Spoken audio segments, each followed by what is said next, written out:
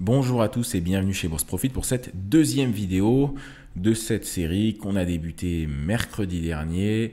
Donc on a vu le premier épisode mercredi dernier, c'était une vidéo où on a tout simplement introduit ce qu'était le trading.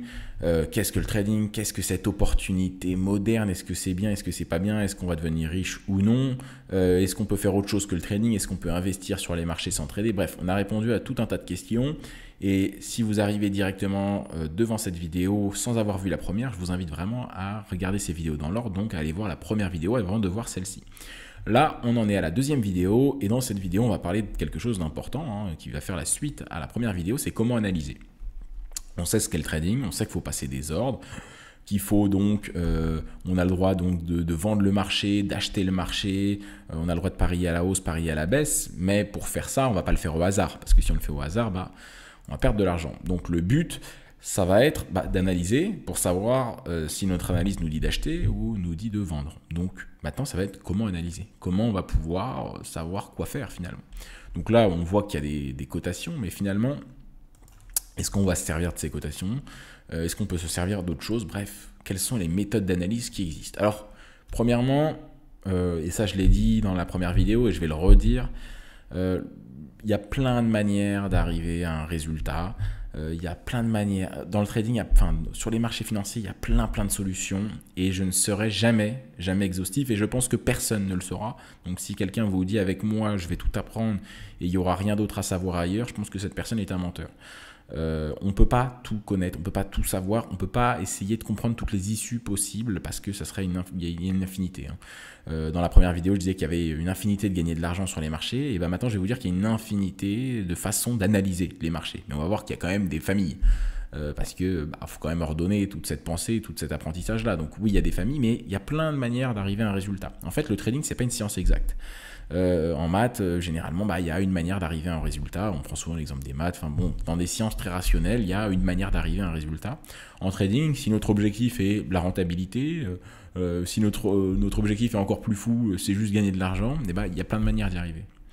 On peut y arriver avec plein de classes d'actifs. On a vu qu'il y avait les cryptos, les matières premières, il y avait les devises. Il y a plein de façons. On peut investir, on peut trader. Mais sur les cryptos, on peut faire plein de choses. Sur les matières premières, on peut faire plein de choses. Et également, quand on analyse, on peut analyser de plein de manières différentes. Donc, d'une manière générale, il y a plein d'issues possibles. Alors, maintenant, on va quand même voir qu'il y a des familles. Donc, comment analyser? Premièrement, il y a l'analyse qu'on appelle l'analyse fondamentale. Donc, ça, c'est le premier type d'analyse. Alors, l'analyse fondamentale, qu'est-ce que c'est? Alors, je vais encore une fois être parfois un peu... Alors s'il y a des gens qui s'y connaissent vraiment sur les marchés, qui ont 5 ou 10 années d'expérience sur les marchés, ça sert à rien de me dire dans les commentaires, c'est un petit peu faux ce que tu as dit, c'est un peu... Oui, parfois je grossis les traits, mais le but dans cette série de vidéos, c'est de vous faire comprendre les bases. Donc bien évidemment qu'il y a des détails que j'aborde pas, il y a plein de détails que j'aborde pas, mais je pense que le but, c'est de traiter les grandes lignes pour qu'ensuite les gens puissent continuer à apprendre eux-mêmes, puissent trader, puissent mettre en place des stratégies de leur côté.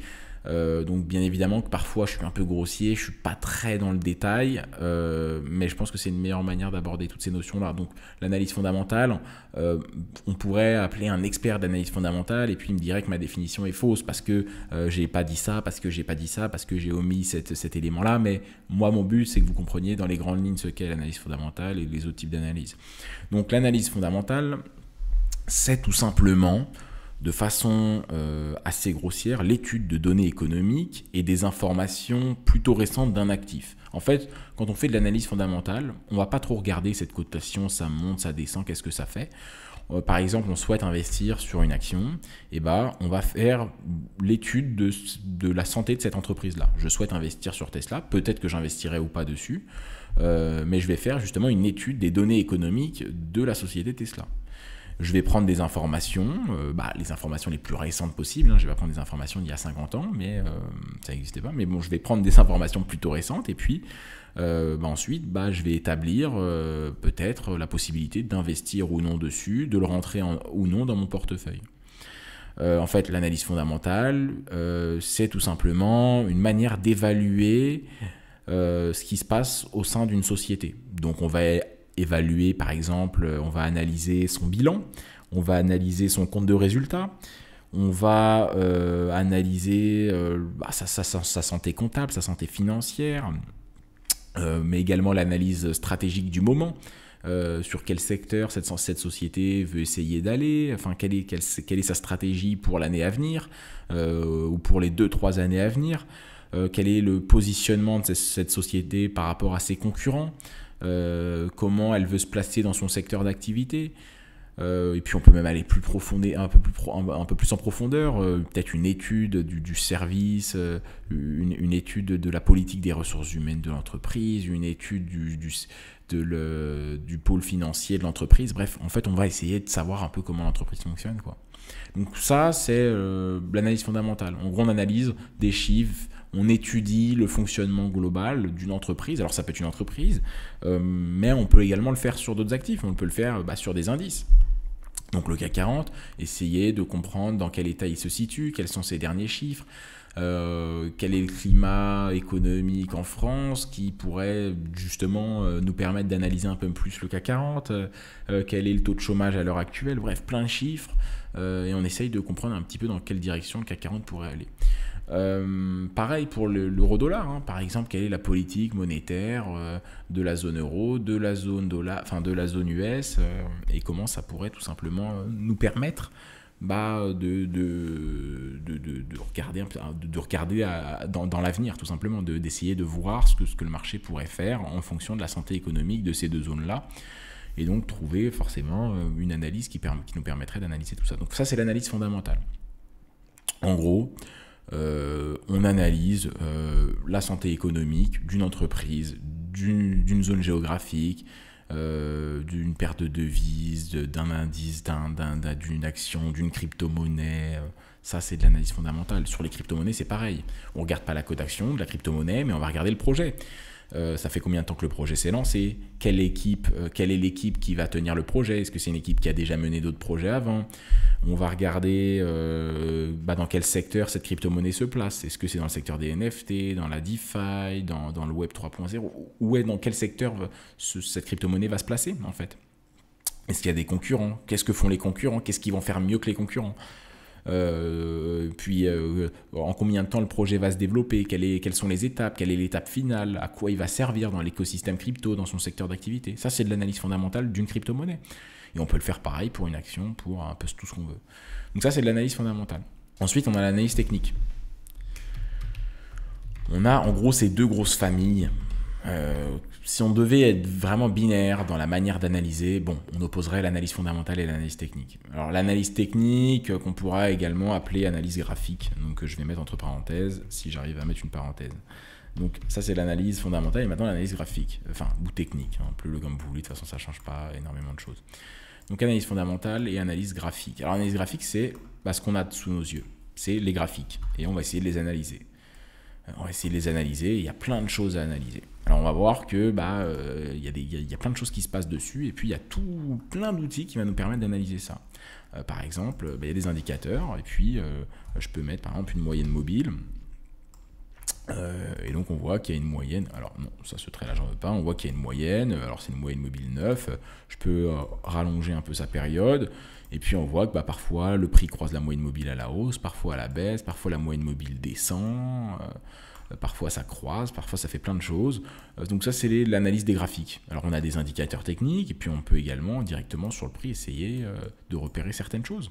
Là par exemple on voit que le prix rebondit souvent à ce niveau-là. Ici, qu'est-ce que ça signifie? Qu'est-ce qu'on pourrait établir de ce niveau qui paraît clé pour les investisseurs? Parce que dès qu'on revient sur ce niveau, on voit quand même qu'il y a une psychologie un peu particulière. Donc ça, c'est l'analyse technique. C'est l'analyse technique ou graphique. Donc c'est un petit peu les deux grosses familles d'analyses qui existent. Alors après, on pourrait rentrer dans plein d'autres types d'analyses. L'analyse comportementale. Mais on verra qu'en fait, avec l'analyse technique, on peut avoir une compréhension comportementale. Donc, je vais le mettre en plus petit, mais analyse comportementale. Donc, je vais écrire un peu plus petit parce que je veux vraiment montrer ce côté un peu binaire, même si j'aime pas trop le dire, parce que je vous ai dit qu'il y a une infinité de manières d'analyser. Donc, c'est pas binaire, mais en soi, on a deux grosses familles, analyse fondamentale, analyse technique. On a l'analyse comportementale aussi, on a l'analyse au carnet d'ordre même. Donc, analyse carnet d'ordre. Donc qu'est-ce que c'est? On a tout simplement, à très court terme, on va voir qu'il y a des ordres dans une bourse centralisée. On voit qui achète, qui vend. À chaque microseconde, on voit que ça change. Donc là, j'ai juste tapé carnet d'ordre dans Google Images. Et donc, ce qu'on voit, c'est ça, en gros. C'est pas vraiment des graphiques, mais c'est des carnets d'ordre, en fait. Alors, il y a plein d'images. De toute façon, elles se ressemblent plus ou moins toutes, pardon. Donc, vous pouvez taper, vous voyez que d'un côté, il y a des acheteurs, il y a des vendeurs, et puis il y a des ordres qui vont se placer en attente. Si on arrive à ce niveau-là, il y aura des ordres qui seront déclenchés, qui seront arrêtés. C'est tout simplement, on voit ce que les autres gens sur le marché font ou ne font pas. Est-ce qu'il y a plus d'acheteurs qui sont positionnés, de vendeurs qui sont positionnés? Est-ce qu'il y a des gros blocs d'ordre à certains niveaux? Donc ensuite, il y a plein d'outils, il y a du market profile, bref, il y a plein de choses ensuite qu'on peut analyser avec les carnets d'ordre. Donc ça également, c'est une autre manière d'analyser. Il y en a encore d'autres, en fait, il y a plein de manières d'analyser. Donc comme je le dis, je le redirai tout le temps, hein, on n'est pas exhaustif et je pense pas que le but c'est de chercher à l'être. Donc maintenant, qu'est-ce que nous on va choisir? Alors, qu'est-ce que les traders particuliers choisissent? Alors, très simplement, nous, on va voir que on trade. Et donc, ce qu'on va choisir, c'est l'analyse technique. C'est l'analyse technique et je vais expliquer pourquoi. Alors, si je devais parler bien, être un peu politiquement correct, je dirais qu'il faut essayer d'utiliser un petit peu tout, prendre les bons éléments un peu partout, qu'il ne faut pas faire de choix et que tout peut s'utiliser ensemble et que tout est bien dans le meilleur des mondes. Mais bon, la réalité est un peu plus compliquée. Quand on trade à court terme, généralement, les traders particuliers, je parle vraiment des traders particuliers parce que ce qu'il faut comprendre, c'est que nous, on ne fait pas le même travail que les traders institutionnels. Et ça, c'est quelque chose que je n'avais pas dit dans la première vidéo et que j'aurais pu le dire dans la première vidéo, cette vidéo en guise d'introduction, mais que je peux dire maintenant, c'est les traders particuliers, nous on est des traders particuliers. Et moi, ce que je vous apprends, c'est le trading pour particuliers. C'est pas le trading institutionnel. Le trading en fonds d'investissement, en banque, chez des gros industriels, on fait pas le même métier. On fait vraiment pas le même métier. Alors, dans le fond, on fait plus ou moins la même chose. Il y a des marchés et puis nous, on veut gagner de l'argent sur les marchés. Mais on n'a pas les mêmes outils, on ne travaille pas de la même manière, on n'a pas les mêmes moyens. Nous, on trade avec nos capitaux, eux, ils tradent avec les capitaux d'une société qui sont beaucoup plus gros. Ils ne passent pas par le même marché, ils ne passent pas par les mêmes courtiers, généralement du moins. Donc on n'a pas les mêmes outils et on ne fait pas le même métier qu'eux et on n'essaye pas d'essayer de faire la même chose qu'eux parce qu'on n'y arrivera pas. On n'a pas les mêmes sources d'informations, on n'est pas relié à l'actualité comme eux, on n'a pas les mêmes rapports entre les mains qu'eux. Nous, on va trader avec nos moyens, on va faire nos choses à nous de notre côté. Nous, notre but, c'est d'essayer de gagner de l'argent. C'est pas d'essayer de se faire passer pour un fonds d'investissement en mettant 10 écrans, en essayant exactement de faire comme eux. C'est un peu compliqué en fait à faire. Donc le trading de particulier, c'est quand même différent du trading institutionnel. Alors parfois, il y a des particuliers qui arrivent à s'en rapprocher du trading institutionnel.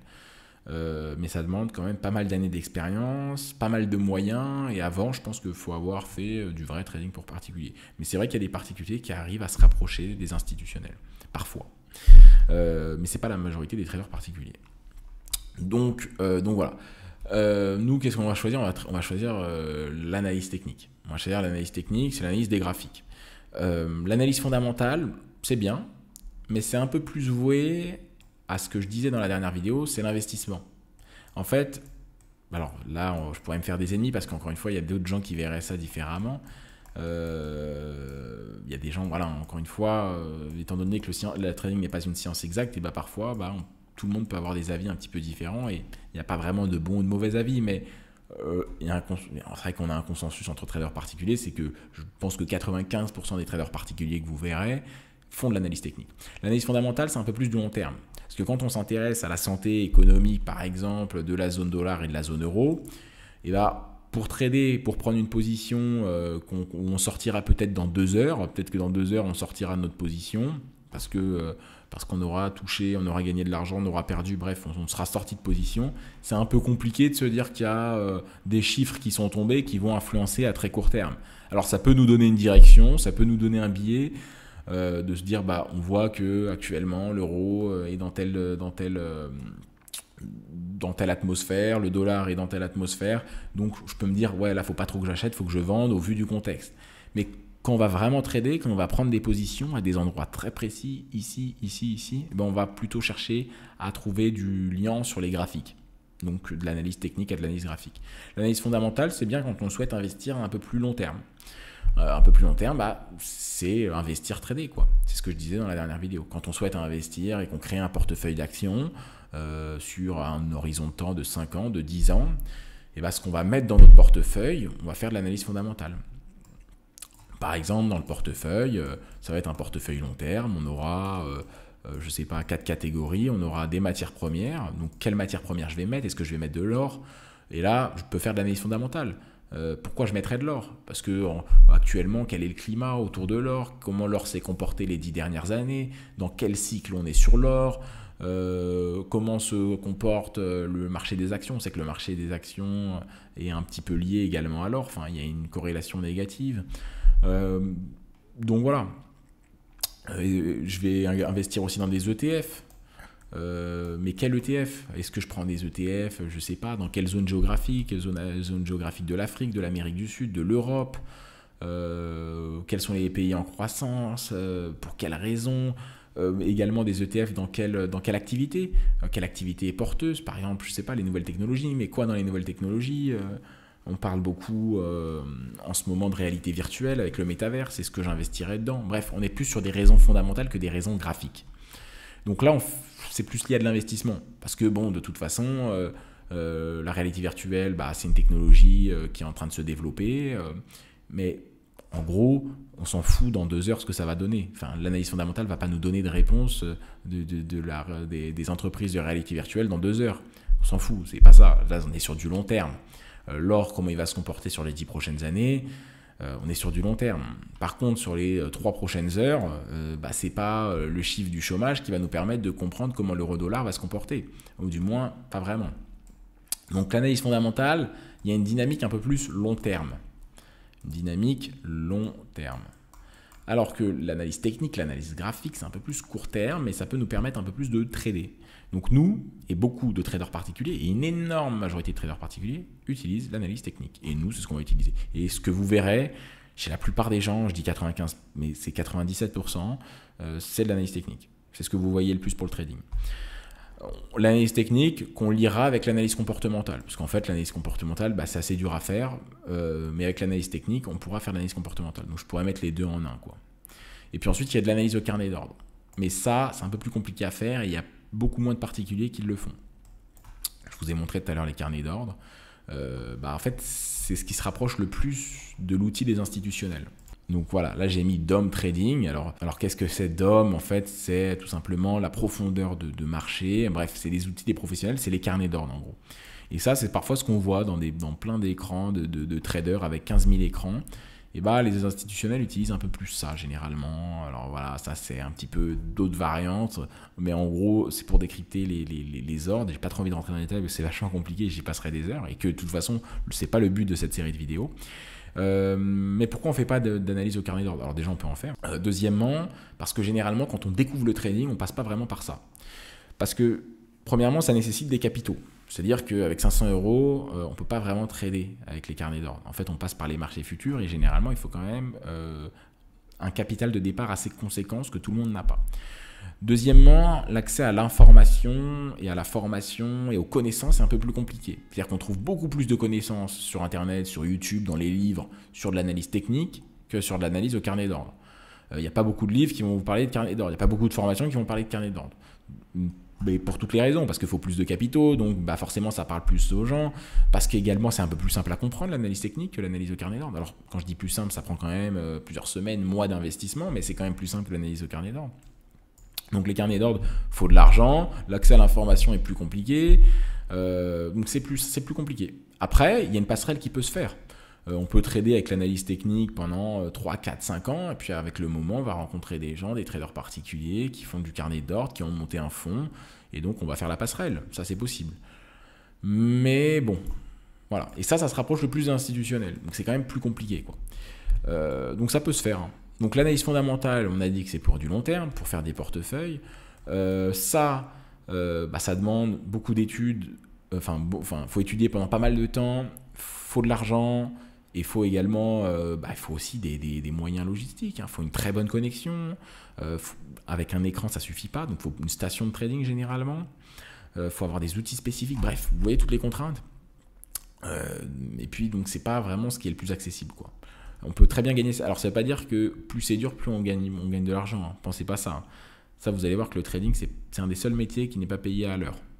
Il n'y a pas de taux horaire en trading, pas vraiment. Hein. Alors que dans tous les métiers du monde, il y a cette notion de taux horaire, mais on va voir que dans le trading, il n'y a pas ça. Donc, voilà, pour toutes ces raisons, on va choisir l'analyse technique. Elle est directement un peu en lien avec l'analyse comportementale. Alors, on pourra utiliser parfois des petits éléments de carnet d'ordre, on peut le faire, même si à 70% du temps on fera de l'analyse technique. Enfin, moi je fais à 100% du temps de l'analyse technique. J'ai une approche purement technique et graphique, pareil. Hein. Et l'analyse fondamentale, parfois on peut s'aider.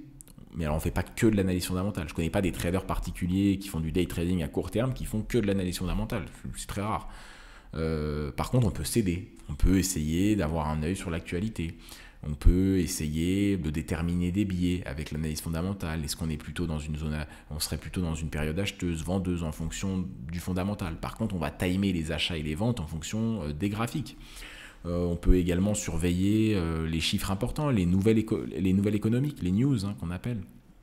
Vous savez, il y a des nouvelles économiques qui tombent très régulièrement, des chiffres sur plein de choses, sur le pétrole, sur plein de zones géographiques. Je parlais de taux de chômage, par exemple le taux de chômage qui va tomber pour cette période-là, il était de temps, voilà. Et ça, c'est des chiffres. Donc ça peut nous permettre, par exemple, parfois de ne pas trader, car on sait que ces chiffres vont bouleverser un peu les marchés. Bref, on peut s'aider de ça, mais suivre les nouvelles économiques, ça ne veut pas dire faire de l'analyse fondamentale, hein, parce que je connais des gens qui disent je fais de l'analyse fondamentale, je fais de l'analyse fondamentale et de l'analyse technique. Je dis ah ouais, tu fais quoi en analyse fondamentale? Je suis les nouvelles économiques, je suis les news. Donc c'est pas ça l'analyse fondamentale. Le suivi de news, c'est simplement juste suivre les gros chiffres qui vont impacter les marchés. Ça prend pas de temps et c'est pas, il n'y a rien à faire, quoi. Donc l'analyse fondamentale, c'est vraiment quelque chose d'à part. Hein. On s'intéresse vraiment, comme je vous ai dit, analyse des bilans, des comptes de résultats, analyse stratégique, voilà, c'est tout ça. D'une entreprise, d'un indice, de plein de choses. Donc ça, c'est plus pour une dynamique long terme d'investissement. Ça, c'est de l'analyse de carnet d'ordre, c'est les pros, c'est compliqué, il faut de l'argent, il faut plein de trucs. Donc nous, ce qu'on va faire, c'est de l'analyse technique. Donc voilà, on va faire de l'analyse technique. Alors moi, ce que j'aime dire et ce qu'on va faire, c'est qu'en gros, pour terminer sur ça, ce qu'on a choisi, c'est de l'analyse technique et comportementale, donc l'analyse des prix, l'analyse des graphiques, on va essayer de décrypter tous ces graphiques. Ce que j'aime dire, c'est qu'en gros, le niveau du bas, alors on va rester dans cette chose un peu binaire, le niveau du bas, c'est l'analyse technique. C'est l'analyse technique. Alors je vais écrire AT. Quand j'écris AT, c'est analyse technique. Et quand je vais écrire AF, c'est analyse fondamentale. Le niveau du haut, c'est l'analyse fondamentale. L'analyse fondamentale. Et il y a un petit, il y a le niveau 0. Alors le niveau du bas, on va écrire niveau 0. Et il y a le niveau du haut qui va être le niveau 1. Et puis entre les deux, on a un intermédiaire, un petit niveau de 0,5. C'est entre les deux, c'est tout simplement l'analyse comportementale. Donc on va écrire AC. Boum. Donc l'analyse comportementale, en gros, c'est le comportement des opérateurs sur le marché. Et on peut essayer de décrypter le comportement des opérateurs sur le marché grâce au graphique. Donc en fait, grâce au graphique, on va comprendre le comportement des investisseurs, des opérateurs sur le marché, et ça va être lié directement un petit peu à de l'analyse fondamentale. Pourquoi les opérateurs agissent comme ça? Parfois pour des raisons fondamentales, donc on va comprendre leur comportement. Enfin, l'analyse fondamentale va influencer l'analyse comportementale, et nous, on va comprendre l'analyse comportementale en partie grâce à l'analyse technique. Donc c'est pour ça qu'on fait de l'analyse technique, mais on va s'intéresser à ce niveau intermédiaire qui est l'analyse comportementale. Donc on va décrypter un petit peu ce que font les investisseurs, les choix qu'ils font, quoi. Donc voilà, en gros, niveau du haut, niveau du bas, donc analyse fondamentale, niveau du haut, donc le niveau 1, l'entre-niveau, c'est l'analyse comportementale, et le niveau du bas, le niveau 0, c'est l'analyse technique. Et donc si je devais réaliser par une phrase, c'est qu'en gros, on a une réalité, quelque chose qu'on peut checker à l'œil, c'est les graphiques. Donc on a une réalité technique et graphique. On a une compréhension comportementale. En gros, cette réalité technique et graphique nous permet de comprendre le comportement des investisseurs. Comportemental, j'ai mal écrit. Et la raison de ce comportement-là, elle est souvent fondamentale. Donc on a une raison fondamentale. Raison fondamentale. Donc en gros, voilà, on a une réalité technique et graphique, une compréhension comportementale et une raison fondamentale. C'est généralement ça qu'on retrouve, quoi. Enfin, c'est une manière de décrypter un petit peu tout ce qu'on a vu sur comment analyser. Donc voilà pour l'analyse fondamentale, technique, comportementale, et puis l'analyse de carnet d'ordre également qui existe. Et ça, c'est généralement pour faire du très court terme. Hein. Ce qu'on a vu là, c'est du très court terme. Donc ça demande également, voilà, j'ai oublié quelque chose, ça demande de l'argent. Hein. Avec 500 €, on va pas faire on va pas trader au carnet d'ordre. Ça demande donc, je disais, de l'argent, ça demande beaucoup de temps, ça demande une logistique, des écrans, une connexion très très précise. Et puis ça demande également du temps. C'est-à-dire qu'on ne peut pas faire de l'analyse au carnet d'ordre, trader au carnet d'ordre avec 30 ou une heure par jour. Généralement, on fait des sessions de scalping, ce qu'on appelle du scalping, au carnet d'ordre, et ça va demander 3-4 heures par jour. Si on trade des demi-journées. Alors si on trade la journée entière, ça sera une journée entière. Donc voilà. En gros, on fait de l'analyse technique et c'est ce qu'on va apprendre. Comme tout le monde, de toute façon, tous les traders particuliers font ça. Donc vous allez devoir apprendre l'analyse technique si vous voulez trader. Donc on a vu l'analyse technique. Alors moi je vais faire l'éloge de l'analyse technique, hein. De toute façon c'est ce que vous voyez partout, mais je ne vais pas casser les codes pour casser les codes. L'analyse technique, pourquoi c'est fabuleux? Parce qu'il y a un apprentissage qui est accessible, il y a plein de sources d'informations possibles. Il y a notre chaîne, on parle beaucoup d'analyse technique, mais il y en a plein d'autres. Il y a plein de manières d'apprendre l'analyse technique. On peut mettre en place des méthodologies graphiques plutôt facilement, hein. On a besoin de graphiques, donc on a besoin d'un ordinateur seulement. Plutôt rationnel également, on peut faire des règles avec ces graphiques. Quand il y a ça, on fait ça. Quand il y a ça, on fait ça. On peut faire des conditions précises. Alors qu'avec l'analyse fondamentale, c'est plus compliqué. C'est-à-dire qu'en gros, on peut établir des plans très précis. Quand les graphiques font ça, je fais ça. Quand les graphiques font ça, je fais ça. On peut essayer de rationaliser un peu plus facilement. Rendre rationnel. On peut comprendre la psychologie des investisseurs. Donc on peut faire cette passerelle avec l'analyse comportementale. On peut suivre pas mal d'actifs en même temps. Hein. L'analyse fondamentale, on fait une étude sur un actif, donc on ne peut pas suivre 15 000 actifs en même temps. Par contre, l'analyse graphique, je peux changer de graphique très facilement et ça se fait très facilement, quoi. On peut analyser plein d'actifs, plusieurs actifs en même temps, du moins, on ne va pas non plus tout faire. Également, c'est très personnalisable. L'analyse technique est personnalisable. C'est-à-dire qu'on peut trader à court terme, en 15 minutes, parce qu'on a beaucoup de temps. Mais si on a moins de temps, on peut trader en daily. Alors ça, on va le voir plus tard. On va le voir dans cette vidéo, d'ailleurs, juste après. On va voir qu'il y a des unités de temps. Donc, pour ceux qui ont plus de temps, ils peuvent aller dans des unités de temps court terme. Ceux qui ont moins de temps, ils peuvent aller dans des unités de temps plus long terme. Donc, c'est personnalisable. En fonction de l'unité de temps, en fonction des manières, des stratégies d'analyse technique, on va voir qu'il y a plein de stratégies d'analyse technique différentes. Donc, c'est personnalisable. Bref, tout ça, c'est les bons côtés de l'analyse technique. Voilà, l'apprentissage est facile, on peut mettre des méthodes assez facilement, des méthodologies, des stratégies graphiques assez facilement, on peut rendre rationnel assez facilement l'analyse technique, on peut comprendre la psychologie des investisseurs, on n'a pas besoin de logistique très importante, on peut suivre plusieurs actifs en même temps, c'est personnalisable en fonction du temps qu'on a. Donc en bref, l'analyse technique c'est bien. Donc voilà, première partie de la vidéo terminée. Nous ce qu'on va faire c'est de l'analyse technique. On va faire de l'analyse technique, je pense que maintenant vous l'avez compris. Alors, on va faire cette analyse technique et on va être sur les marchés. Donc maintenant sur les marchés, nous ce qu'on va essayer de faire c'est de gagner de l'argent. Donc on va essayer d'analyser ces graphiques là pour essayer de gagner plus d'argent qu'on va en perdre. Encore une fois, ça c'est le but du trading. On va perdre de l'argent, mais le but ça va être d'en gagner plus que ce qu'on va perdre. C'est juste ça le but. Le but final du monde. Alors, on va voir qu'on n'est pas tout seul sur les marchés. Hein. Ce n'est pas nous qui faisons bouger ça entre traders particuliers. Et d'ailleurs, ça va me permettre de faire un petit tour d'horizon de qui il y a sur les marchés. Hein. Parce qu'il y a plein de gens, mais on n'est pas les seuls. Alors, sur les marchés, qui sont les autres? Je vais écrire qui sont les autres.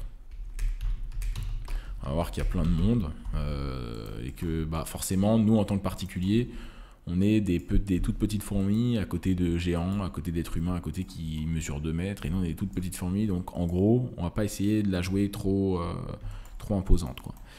Donc, qui sont les autres acteurs sur les marchés qu'on va retrouver sur les marchés? Alors, premièrement, des traders particuliers, donc c'est-à-dire nous. Bon, alors nous, on est tout petit, hein, on investit nos capitaux, notre argent, donc on n'a pas d'impact, hein, on a un impact très faible sur les marchés. Alors sur la plupart des marchés, à part les crypto-monnaies où les particuliers peuvent avoir un impact, parce qu'il n'y a que des particuliers sur ce marché quasiment, mais en gros, on pèse pas grand-chose. Nous, traders particuliers, même si vous tradez avec 100 000 euros, hein, je ne parle pas que de 500 euros, même un trader particulier qui trade avec 100 000 ou 500 000 euros, c'est pas lui qui va faire décoller l'euro-dollar, hein. Ça c'est clair. Donc il y a les traders particuliers, ensuite il y a les traders professionnels.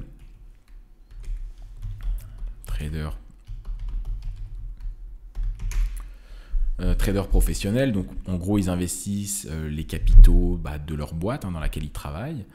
Ils sont dans des hedge funds, dans des fonds d'investissement, ils travaillent en banque, ils travaillent chez des industriels et ils spéculent tout simplement pour les comptes de la boîte dans laquelle ils sont. Alors eux, ils ont un impact beaucoup plus fort que nous, traders particuliers. Maintenant, ça dépend de la taille de la boîte dans laquelle ils sont. Ça peut être un fonds d'investissement plutôt petit, comme ça peut être une très grande banque. Bon, après, ils ne travaillent pas tout seuls, il y a plein d'autres traders dans la banque dans laquelle ils travaillent. Ils travaillent, comme je l'ai dit, pas avec les mêmes méthodes que nous. Et même chez les traders professionnels, et le but, c'est pas d'expliquer ce qu'est le métier de trader professionnel. Moi, je vais vous expliquer ce qu'est le trading de trader particulier. Parce que chez les traders professionnels, il n'y a pas qu'une manière de trader. Il y a les traders professionnels, il y a plein de types de traders professionnels. Il y en a qui vont couvrir leur banque, il y en a qui vont travailler avec les clients, avec les trucs. Bref, ils peuvent trader de plein de manières différentes. Donc, il y a le métier de trader professionnel, c'est un métier aussi qui est très vaste. Il y a du market making, il y a plein de choses différentes. Mais si vous voulez faire du trading pour professionnel, il va falloir aller faire des études assez longues et être diplômé quand même avant d'y avoir accès. Puis, il faudra faire face à certaines choses, quoi. Donc, moi, je parle plus du métier de trader particulier. Donc, trader professionnel. Ensuite, qu'il y a d'autres, il y a des banques. Il y a des banques assez logiquement. Donc des banques, premièrement, il y a plusieurs types de banques. Il y a des banques commerciales. Donc c'est les banques que vous connaissez. C'est des banques de second rang. Donc elles sont sur les marchés. Elles vont spéculer pour leurs clients. Elles vont se couvrir. En bref, elles vont faire plein d'opérations différentes. Il y a les banques centrales. Une banque centrale. Merci. Alors eux, c'est la mère de ces banques commerciales. En gros, c'est celles... alors elles ne sont pas trop là pour faire du profit, elles sont plus là pour... les banques commerciales, elles sont là quand même pour gagner de l'argent ou faire gagner de l'argent à leurs clients. Les banques centrales, elles sont là pour donner de l'ordre, donc théoriquement, parce qu'en ce moment, il y a beaucoup de critiques sur les banques centrales et pas forcément à tort. Mais en gros, elles sont là pour donner de l'ordre dans tout ça. Elles sont là pour... elles vont faire par exemple varier les taux d'intérêt pour assurer la liquidité un peu chez tous les partis. Elles sont là pour réguler le marché. Alors qu'est-ce que c'est les banques centrales? Peut-être vous connaissez la BCE, la Banque Centrale Européenne, la Fed, donc la Banque Centrale Américaine. Donc il y en a par région géographique, enfin plus ou moins par pays ou par zone économique, quoi. Et donc la Banque Centrale Européenne, la BCE, elle va réguler le marché européen principalement, quoi. Donc elles vont faire varier les taux d'intérêt, elles vont essayer de travailler pour réguler un petit peu tout ça, mais après on peut débattre sur la finalité et l'utilité de ces banques centrales, mais après ça serait encore autre chose. Ensuite il y a les entreprises. Donc les entreprises, forcément, hein, si on traite sur, je parle toujours de Tesla en ce moment, Microsoft ou Sony ou ce que vous voulez, faut bien que ces entreprises-là ouvrent leurs capitaux aux investisseurs en émettant tout simplement des titres. Donc, et nous, on va pouvoir trader ces titres, on va pouvoir les acheter si on souhaite investir ou trader. Et donc, généralement, quand une entreprise prend de la valeur pendant un an, c'est qu'elle se comporte bien. Donc, ça revient et ça recoupe un petit peu avec ce que je disais sur l'analyse fondamentale. Donc, il y a les entreprises aussi qui permettent d'ouvrir leurs capitaux aux investisseurs, aux traders. Qu'est-ce qu'il y a d'autre? Après, là on a cité traders particuliers, professionnels, banque commerciale. Encore une fois, je reste dans les grandes lignes, banque centrale, les entreprises.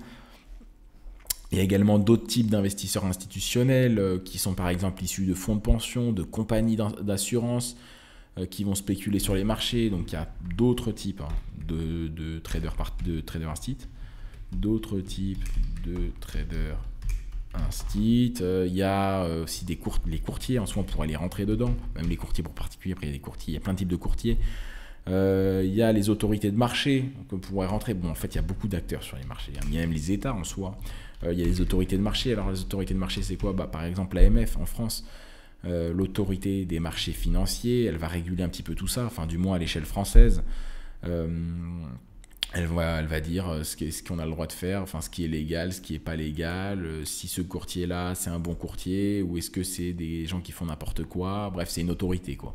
Donc en France, on a l'AMF. Après, on a d'autres autorités à l'échelle européenne, à l'échelle mondiale, à l'échelle américaine, à plein d'échelles différentes. Bon, c'est un peu plus ou moins une police, quoi. Donc ça, c'est l'autorité, les autorités des marchés. Il y a plein d'autorités des marchés.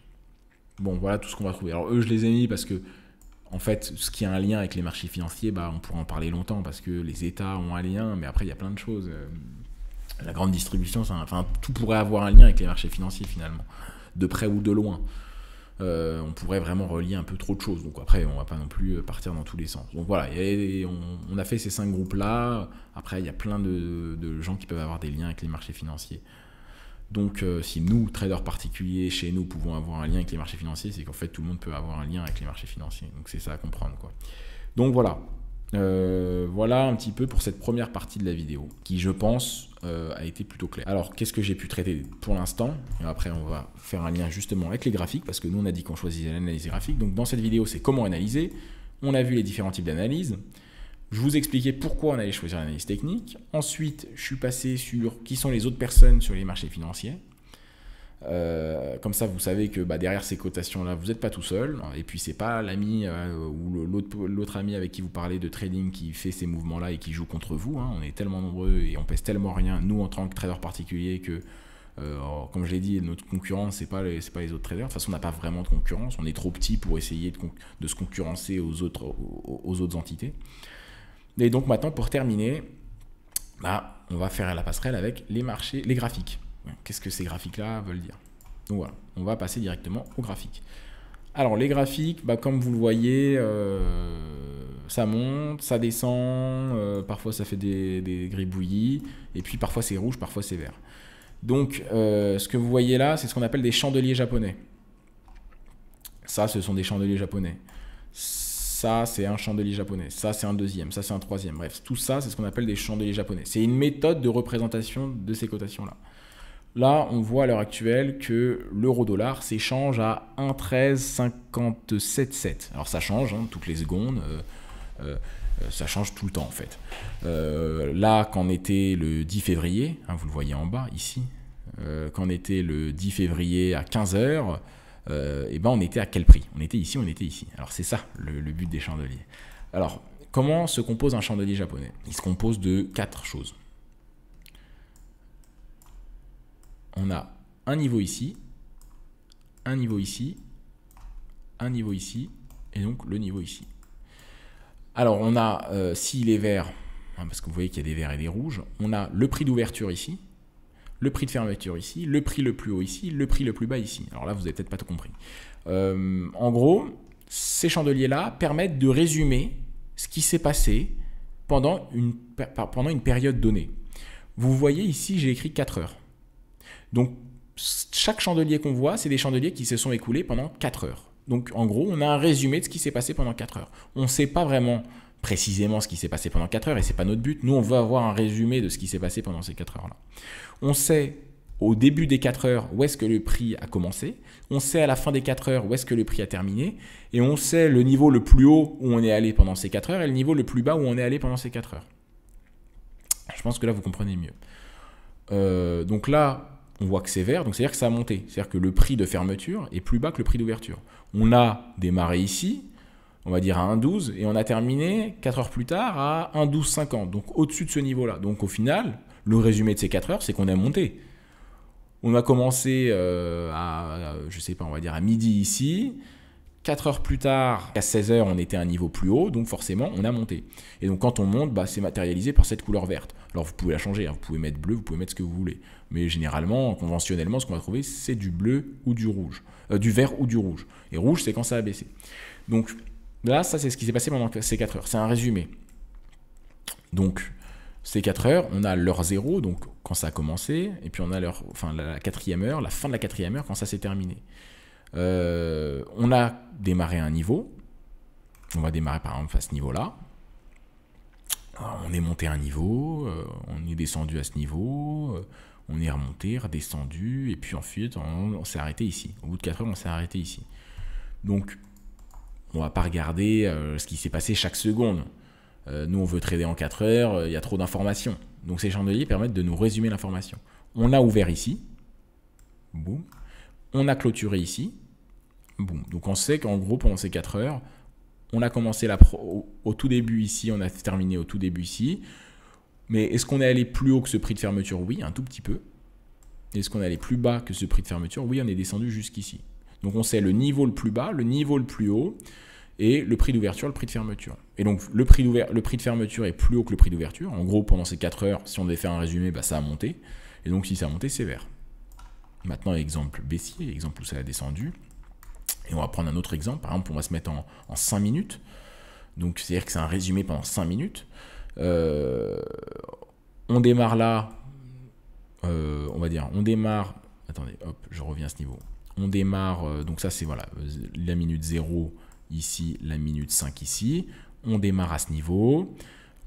Hop, on monte un peu, on descend tout en bas, on remonte un peu, on descend tout en bas, et puis on va terminer vers ici. Donc le prix d'ouverture était ici, le prix de fermeture est ici, le prix le plus haut où on est allé, c'est là, et le prix le plus bas où on est allé, c'est ici. Donc, bah, on va changer de couleur, c'est rouge, hein, parce que vous voyez, alors non, on va laisser cette mèche comme ça. Bon, finalement la mèche aussi, les mèches devraient être rouges, mais bon.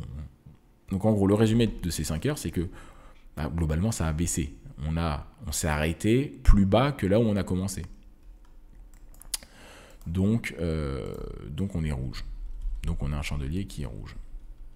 Donc comment ça s'appelle tout ça? Ça s'appelle le corps du chandelier. Et ça s'appelle les mèches. Donc les mèches et le corps. Le corps, c'est ce qui est plein. Et les mèches, bah, c'est les petits traits aux extrémités. Alors est-ce que c'est possible qu'il n'y ait pas de mèches? Oui. Donc je vous refais un résumé. Donc là, c'est en 5 minutes. Hein. Tout à l'heure, on a vu 4 heures, 5 minutes. On voit que ça va de 1 minute jusqu'à, on a 5 minutes, 15 minutes, 1 heure, 4 heures. Et puis ensuite, bah, si on voit tout, on voit 6 heures, 8 heures, 1 jour, 3 jours, 1 semaine, 1 mois.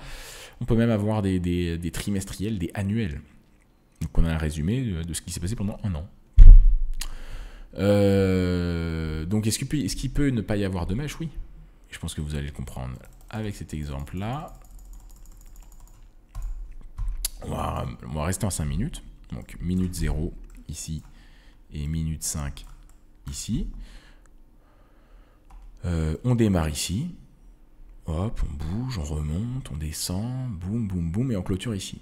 Donc le prix d'ouverture est ici. Le prix de fermeture est ici. Est-ce qu'on est allé plus haut? Oui. Donc on a une mèche à la hausse. Mais est-ce qu'on est allé plus bas ici? Non. Le prix de fermeture, c'est le prix le plus bas de ces 5 minutes-là. Donc on n'a pas de mèche.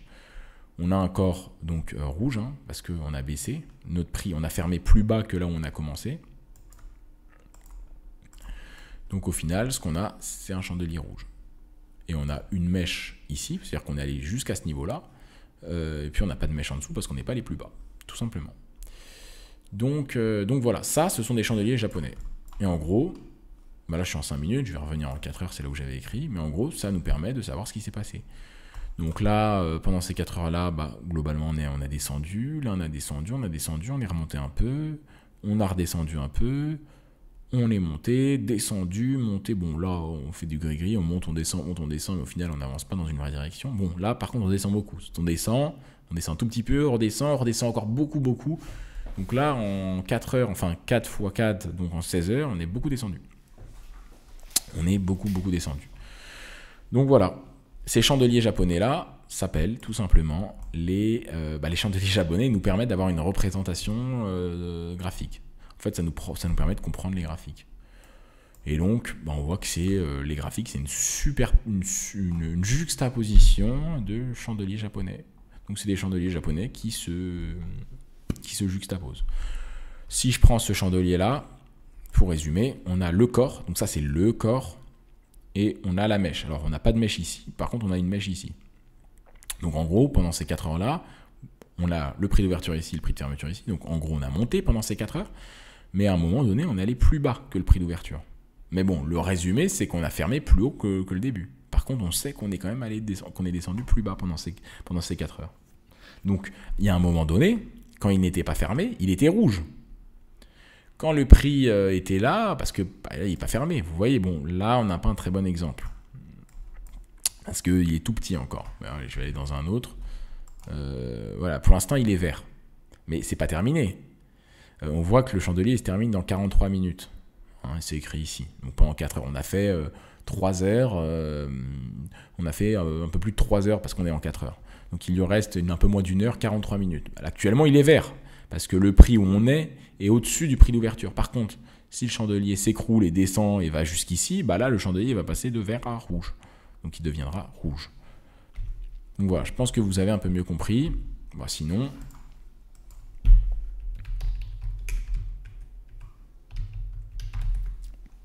Sinon, voilà, vous tapez chandelier, c'est les mêmes explications que j'ai faites. De toute façon, ces explications-là, vous les trouvez un peu partout. Vous comprenez également les unités de temps. Donc, vous avez compris les chandeliers. Vous avez compris que les chandeliers dépendent des unités de temps. Tout ce qu'on voit là, c'est des chandeliers 4 heures. Donc, là, 4 heures, 4 heures. Faut savoir que le Forex cote 24 heures sur 24. Donc, 5 jours sur 7. Hein, donc, du dimanche soir au vendredi soir. Donc, quand on a un jour, boum. Donc, quand on a un jour, on a tout simplement 6 chandeliers de 4 heures. Ça va de soi. 6 x 4, 24. Donc voilà. Donc là, on voit, quand on est en 4 heures, on voit déjà loin. On est actuellement ici, 15 février. Là, j'arrive à voir jusqu'au 10 novembre 2021. Après, si je fais ça, on voit plus trop. Parce qu'après, ça devient très petit. Mais on arrive quand même à voir loin. Si je me mets en 1 minute... Alors, vous avez vu les amplitudes, il faut les remettre. Là, je vois, on va dire, on est là, 15 février à 18h. Et j'arrive à voir 15 février à midi. Donc, je vois juste la journée, quoi. Même pas le début de la journée, le milieu de la journée. Parce que je suis en 1 minute. Alors que tout à l'heure, j'arrivais à avoir 3 mois en arrière. Là, je vois que une demi-journée en arrière. Si je me mets en weekly, donc en 1 semaine, je suis là. On est toujours le 15 février, ça n'a pas changé. Par contre, j'arrive à voir jusque fin août 2015. Parce que chaque chandelier, c'est 1 semaine. Donc forcément, si un chandelier, c'est 1 semaine, on peut voir très longtemps en arrière. Donc vous voyez, on peut être plein de types de traders, particuliers, différents. On peut trader en daily, et puis plus on va trader dans des unités de temps, plus on sera des traders court terme. Et donc, également, si on trade en daily...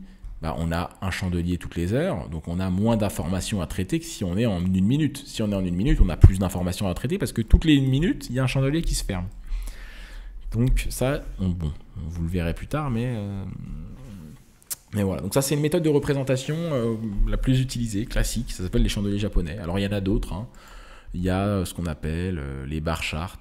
Alors les bar charts, ce qu'on appelle en bar, c'est les chandeliers japonais, mais à l'ancienne. Alors c'est la même chose, mais c'est juste quelque chose qu'on voit pas bien. C'est rouge, vert, pareil. Hein. Méthode le plus haut, le plus bas, c'est juste qu'il n'y a pas de corps qui sont dessinés en fait. Et c'est pas très beau. Donc on utilisera, maintenant tout le monde utilise les chandeliers japonais. Il y a 20 ans, on utilisait un peu plus le bar chart. Ensuite, il y a Eikenashi, qui est connu aussi.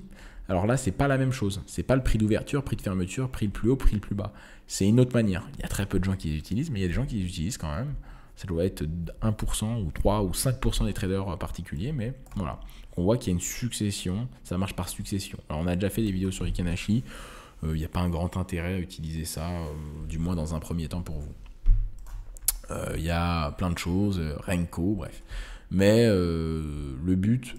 c'est comme tous les traders particuliers, c'est d'utiliser ce qui représente le mieux le prix, donc c'est les chandeliers japonais. Donc beaucoup de gens utilisent les chandeliers, enfin tout le monde utilise les chandeliers japonais quasiment. Donc voilà ce qu'on peut voir. Donc Donc on a vu un peu comment les graphiques fonctionnent. On a les chandeliers japonais, on a des unités de temps. Il y a d'autres représentations qui existent. Ce qu'on va voir, et on va voir comment analyser vraiment avec l'analyse technique dans les prochaines vidéos, c'est que le marché n'est pas linéaire. Il ne va pas d'un point A à un point B tout droit sans faire des petites ondulations. On voit que ça monte, ça descend, ça monte, ça redescend, ça remonte, ça redescend, ça fait des mèches. C'est un peu chaotique les marchés. Hein. C'est pas un truc tout esthétique avec des courbes bien lisses, bien droites. Ça monte dans tous les sens, ça descend dans tous les sens. C'est pas linéaire. Et ça, c'est quelque chose qu'on va devoir comprendre. Alors, ce que vous pouvez comprendre, dernière chose, une des dernières choses avant qu'on se quitte, c'est juste pour comprendre les montées et les descentes, hein, comment ça se fait. Et c'est la notion en fait de pips. Parce que je sais qu'il y a beaucoup d'informations dans ces vidéos. Il y a beaucoup d'informations dans ces vidéos. Hein. C'est des vidéos là pour l'instant qui sont très longues. Elle va faire 1 heure encore, je pense, cette vidéo. Mais on parle de beaucoup de choses. Donc on veut vraiment que ça soit une formation débutante, accessible à tout le monde, où on donne le plus d'informations possible. Déjà, n'hésitez pas à revoir ces vidéos s'il y a trop d'informations ou à prendre du temps.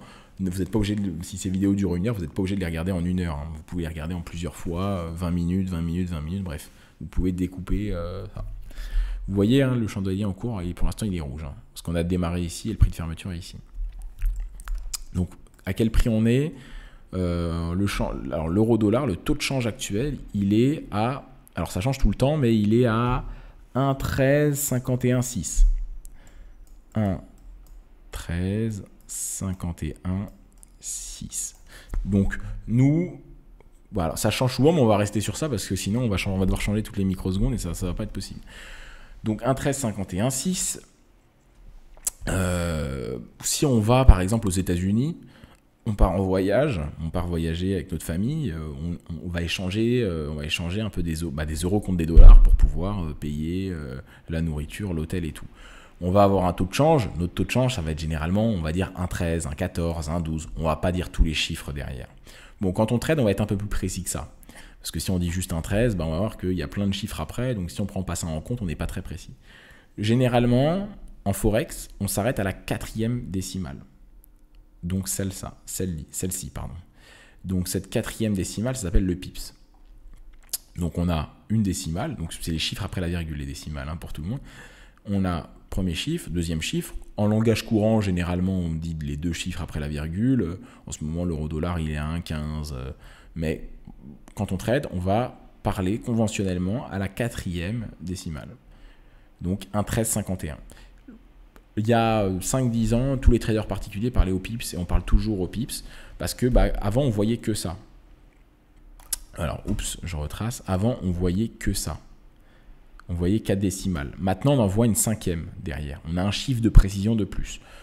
Donc, c'est ce qu'on appellera le micro-pips. Mais il y a peu de gens qui parlent de micro-pips et ce n'est pas vraiment notre méthode de calcul. Personne parle en micro-pips. Donc, nous, on parle en pips. On parle à la 4e décimale. Donc là, on était ici. 1,13, on était par là. Ou je ne sais plus où. Mais voilà, 1,1351,6. Donc, quand on était ici... On était à combien? On va prendre 1,1363,3. Donc, on ne va pas dire le 5e chiffre.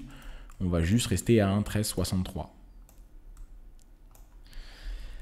Donc, combien il y a de pips d'écart entre 1,1363 et 1,1351?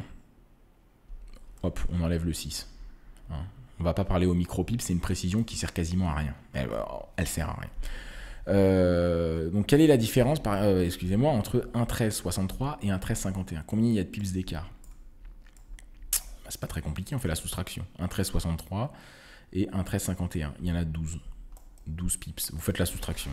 Voilà, il y a 12 pips d'écart. Si vous faites 1,1363 moins 1,1351, vous aurez écrit, alors si on fait la soustraction, 1,1363 moins 1,13, alors 1,1351, il y aura écrit 0. Vous pouvez le faire sur votre téléphone, 0,012.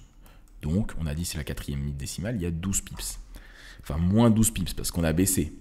Donc, si on achète ici et on vend ici, non, si on vend, pardon, parce que le prix a baissé. Si on vend, On entre en position ici, on dit que moi je mise sur la vente, et une fois que je suis ici, je dis bah c'est bon, je prends mon bénéfice, ça a vendu, ça a descendu, je gagne de l'argent. En fait, j'ai gagné 12 pips. Les traders parlent en pips. On parle en pips. On ne dit pas j'ai gagné 50 euros, 60 euros, parce que ça ne veut rien dire. Pour quelqu'un qui a 500 euros, gagner 50 euros, c'est bien, mais pour quelqu'un qui a 200 000 euros, gagner 50 euros, c'est pas bien. Donc, on s'en fout on parle pas vraiment en euros. On va parler plus en pips. Combien de pips tu as gagné sur ce trade? Par contre, quand on a gagné 12 pips, que le trader ait 500 euros ou qu'il ait 200 000 euros, bah dans tous les cas, il a la même performance de 12 pips. Et c'est ça qui compte. Donc, allez, on peut aller sur le... Ça, c'est valable sur l'euro-dollar, mais c'est valable aussi sur le NZD-USD. Hein, on voit... alors ici, c'est 0,660... alors actuellement, on est à... Alors, je vais prendre un autre exemple, un exemple où ça a monté. Imaginons qu'on achète ici. Ici, on se dit, ouais, ça va monter, je mise sur une hausse. Ici, on est à 0... On est à combien là? On est à 0,6629,5. Donc 0,6629. On ne prend pas le micro-pip, ça sert à rien.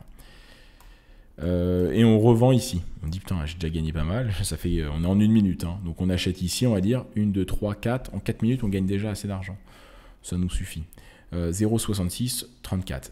On revend à 0,6634, c'est ça? Ouais, 0,6634. Combien de pips on a gagné? Bah, c'est un calcul qui peut se faire à la tête de tête. 5 pips. L'écart est de 5 pips. 5 pips. Voilà, ça, c'est les pips. C'est une méthode de calcul en Forex. Alors, c'est toujours la 4e décimale, sauf, et il y a un sauf, c'est les paires avec le yen japonais. CHF, JPY, par exemple. Donc, toutes les paires avec le yen japonais, ça sera la 2e décimale. Vous voyez, 124,88,1. Le dernier, pareil, c'est le micro-pips, mais par contre, le vrai pips, c'est le 2e. Donc, c'est le seul sauf.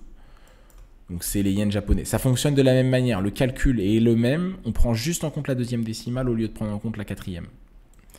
Donc, ça, c'est le fonctionnement du pips. Le pips, c'est la 4e décimale. Pips, c'est la 4e décimale pour toutes les paires de Forex, sauf le yen. Le yen, c'est la 2e décimale. Alors, quand vous ne comprenez pas, vous pouvez également toujours aller sur Google Images. Hein. Vous voyez, voilà, euro-USD, 1,1645. Le PIB, c'est la 4e. USD, JPY, 112,75. Ça, c'est le 2e chiffre après la virgule. Ici, c'est le 4e. Voilà, ça illustre bien ce que je disais. L'euro-dollar. 1,1150, 1,1151. L'écart entre les deux, c'est de 1 pips. Voilà. Vous comprenez maintenant comment fonctionne le pips. Donc c'est toujours la 4e. Maintenant, on a un chiffre de plus. Hein. Avant, il n'y avait pas. Avant, ça s'arrêtait à la 4e. Maintenant, comme je vous l'ai dit, il y a le 5e chiffre après. Mais on s'en fout généralement du 5e chiffre après. Mais il a été ajouté pour un peu plus de précision. Mais généralement, on s'en fout. Donc ça, c'est les pips. Le pips, c'est ce qui nous permet de mesurer tout simplement à quel niveau se trouve notre paire de Forex. C'est uniquement pour le Forex. Le pips, c'est pour le Forex, mais par exemple, pour les indices ou les actions, on parlera plutôt de points. Donc là, ce n'est pas les chiffres après la virgule, c'est juste, ça cote à 170 points. Apple, le titre Apple cote à 170 points. On parlera plus comme ça, quoi. Ici, on est Eurobioscientifique, il cote à 21 points, 22 points. Donc voilà comment ça fonctionne. Les indices, pareil, hein, les indices, on parlera en points. Le Dow Jones, actuellement, il est à 39 923 points. J'ai du mal à lire aujourd'hui. 39 000. Le CAC 40, à combien il détient? Le CAC 40, il est à 6 973 points. Donc on parlera plutôt en points. Donc au tout début de la crise coronavirus, hein, on voit que ça, c'est la crise du Covid. Alors on va plus se mettre en daily. On adapte l'unité de temps pour que ça soit un peu plus simple à voir. Vous voyez, si vous vous souvenez, ça c'est le début du confinement. Non, le début du confinement c'était mi-mars. Le début de la crise du coronavirus en 2020. On était à 6098 points, on va dire 6100 points. Et on a fait, vous vous souvenez, on entendait partout aux infos une grosse chute et on a descendu jusqu'à 3690 points, 3700 points, quoi. Et donc en gros, ça fait une chute de environ 38%, donc de 2356 points, quoi. Alors je ne fais pas le calcul de tête, il est écrit ici. 38%, 2356 points. Donc voilà, on parle en points, ou alors sur le Forex, on parle en pips. Donc c'était la dernière chose à connaître. Bon, là, je vous ai expliqué ce que c'est. N'hésitez pas à vous entraîner. Comme je vous ai dit, le but, et je l'ai dit dans la dernière vidéo, mercredi dernier, il faut apprendre régulièrement. Il faut apprendre régulièrement. Donc, vous pouvez vous faire des devinettes facilement. Vous mettez un trait ici, un trait ici. Vous regardez ici, on est à temps. Ici, on est à temps. Combien il y a de pips d'écart et vous faites les calculs. Donc voilà, c'est des notions à retravailler. Alors, c'est pas du tout complexe ce que j'ai dit là. Si ça vous paraît complexe, c'est simplement que c'est le début et qu'il faut le temps que ces informations s'organisent dans votre cerveau. C'est pour ça que parfois, c'est des vidéos à regarder plusieurs fois, mais normalement, ça rentre dans l'ordre et puis vous allez m'entendre les dire plusieurs fois, donc ça va rentrer dans l'ordre. C'est sûr, quand on arrive dans un domaine et qu'on n'y connaît rien, il y a tout un jargon qu'on doit s'y approprier, donc c'est normal que ça prenne un peu de temps. Mais globalement, c'est pas censé être trop compliqué. Ça prend du temps, mais c'est normal. Il faut s'approprier ces notions-là et vous verrez qu'avec le temps, ça va aller mieux. Bon, j'espère que vous avez apprécié cette vidéo. On en a fini. Comment analyser? On a vu les différentes manières d'analyser. On a vu que nous, c'était l'analyse technique et graphique qui allait nous importer. Et donc, on a vu un petit peu comment les graphiques se décomposaient. Pour les personnes qui veulent aller plus loin, qui veulent apprendre. Alors premièrement, on s'abonne à cette chaîne, comme ça on va pouvoir voir les autres vidéos de cette série de vidéos. Il y aura 12 vidéos et donc le but ça va être d'acquérir les bases du trading en 12 vidéos. Et donc on en est à la deuxième et la prochaine sera dimanche prochain. Donc dimanche à 17 h, on publiera le 3e épisode. Pour ne pas le louper, mettez la cloche, abonnez-vous. Et puis également, si vous appréciez le travail qu'on fait, la démocratisation du trading qu'on fait, les connaissances qu'on vous apporte, vous pouvez mettre un pouce bleu à cette vidéo, mettre un commentaire. Et puis après, pour les personnes qui veulent aller plus loin, qui veulent vraiment trader de façon, qui veulent passer une étape dans la progression de leur trading, on a un programme de formation qui est disponible dans la description de cette vidéo et vous pouvez regarder ce qu'il y a dans ce programme de formation. Ça vous permettra d'avoir beaucoup plus d'informations et puis de mettre en place des méthodologies qui sont rentables sur les marchés financiers. Voilà pour cette vidéo. On se retrouve directement pour la prochaine vidéo dimanche prochain.